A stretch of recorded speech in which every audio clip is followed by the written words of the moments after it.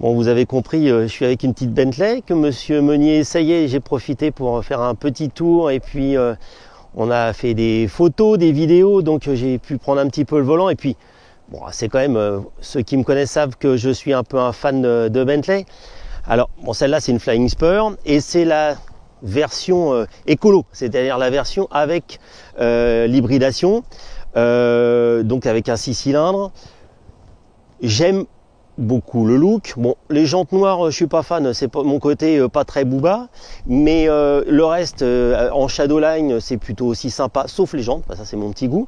La voiture est superbe, il n'y a rien à dire. Ça fait pas loin de 5,33 m, donc c'est un gros bébé. Mes petites déceptions, parce que moi je suis toujours sur ce qui est pas bien, c'est un petit détail, ça s'appelle le coffre.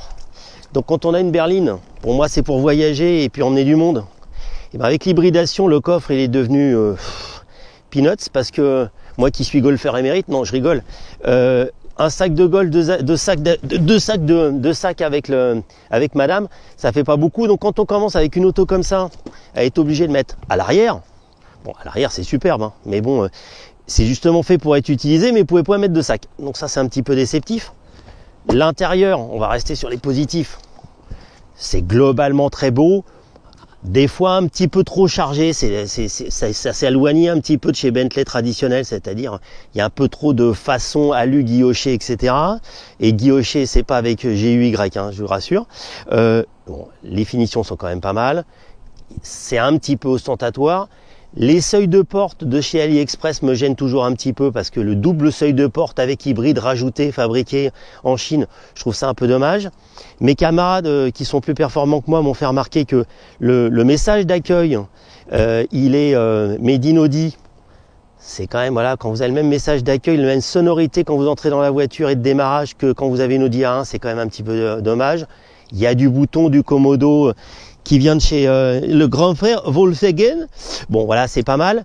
Moi les petites déceptions, c'est qu'en termes de sonorité, c'est bien, ça marche fort, pas très fort, parce que moi je suis un gros con pénible, mais je trouve que ça manque un peu de jus pour une auto qui va dépasser 250 000 € avec les options. Je trouve ça quand même un peu juste en puissance, je le dis franchement.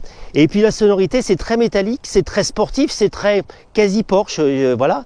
Mais ça ne me rappelle pas le bonheur des grosses V8 675 d'une Bentley.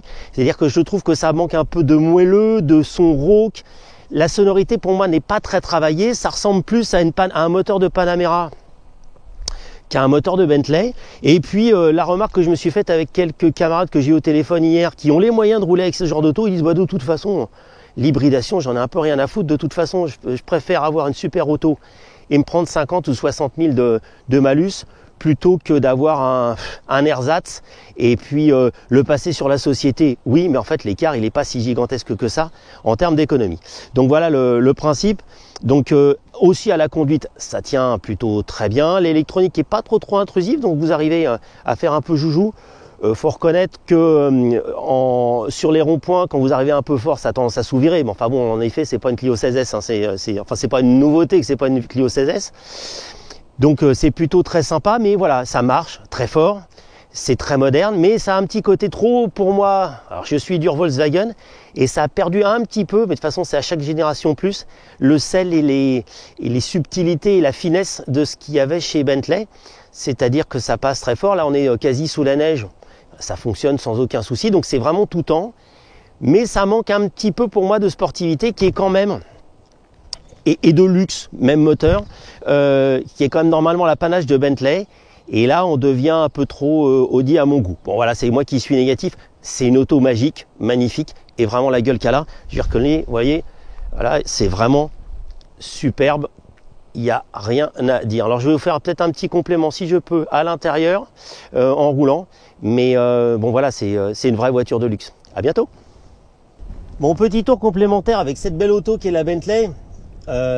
J'ai été un peu critique sur le moteur. En discutant avec Nicolas Meunier qui a essayé aussi la W12, clairement, et c'est ce que je disais, la W12 est plus en adéquation avec ce qu'est vraiment Bentley.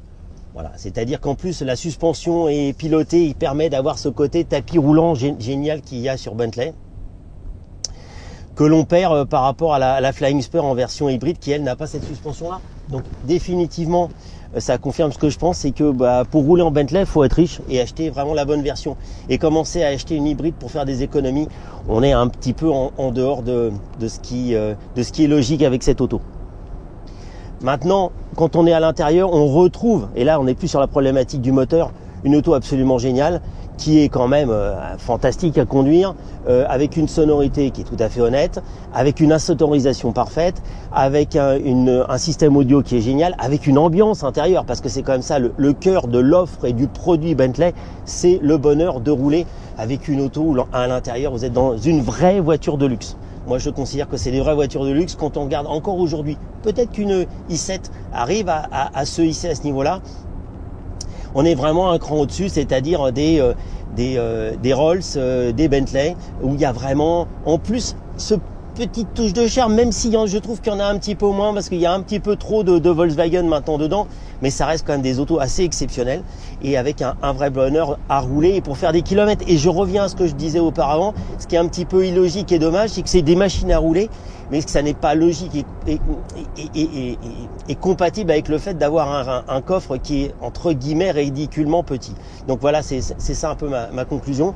Maintenant, bon, je ne sais pas si ça vaut ces 260 000 euros, mais en tout cas, ça vaut un vrai bonheur à rouler et à utiliser. Et je retrouve quand même, surtout un dernier point, cette odeur du cuir, tannage végétal, donc cette odeur de cuir qu'on a dans les voitures anciennes et qu'on retrouve par exemple aussi dans un nouveau range quand vous prenez le cuir optionnel, c'est vraiment génial. Vous avez vraiment un vrai bonheur en termes d'odeur et d'effluves, parce que pour moi le bois, là il n'y en a plus, c'est du piano black, l'odeur du cuir c'est vraiment quelque chose de capital, du bonheur qu'on peut avoir dans ces autos.